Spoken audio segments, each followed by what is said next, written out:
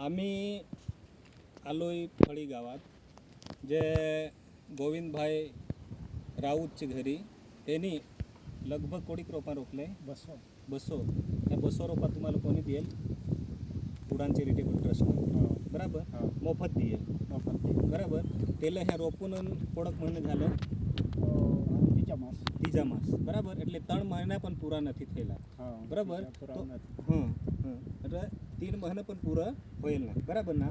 तो एलं आता लगभग याची बराबर 5 फूट होईल 7 फूट असं हे झालं. तर एलं आपले काय करायचं आहे गोविंदभाई पाहून घ्या बराबर.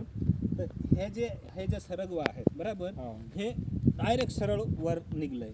तर त्याच्यासाठी याला आपल्याला काय करायचा घेराव बराबर अख्खा घेराव करायचा आहे. नव्या डाकळ्या निघतील बराबर. त्याचा पाळा भरपूर फुटल तर त्याला शेंगा पण भरपूर येते बराबर. आणि दुसरी गोष्ट आपल्या इकडं वारा भरपूर तर त्याची पण आपल्याला यथन जे आपले हे कटिंग जे केला तर त्याची ती पण आपल्याला राहत बचाव होईल. तर आपले जे आता हे कटिंग करू हवे दरेक डाळे आता ही समजा आहे ना लगभग लगभग 5 म्हणजे 4.5 फूट जशी झाले बराबर. तर याला आपल्या कोणत्या पद्धतीनं कटिंग करायचं आहे? तर याला आपले लगभग आहे ना 4 ते 5 इंच याला कटिंग करायचं आहे बराबर.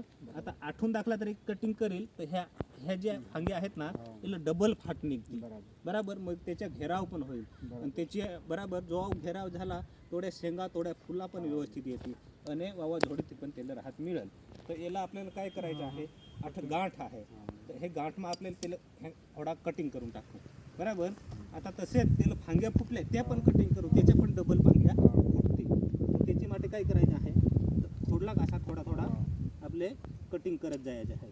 दुसऱ्या दाखल्या ह्या नव्याने गेल ना त्या म्हणजे त्याचा घेराव होऊन त्याला शेंगा पण व्यवस्थित बसती आणि फुला पण व्यवस्थित येतील आणि त्याचा घेराव पण व्यवस्थित होईल. ओके हे रीतना सगळेच याला तुम्हाला हे करायचं आहे. ताकी याला हे आपले कटिंग करू.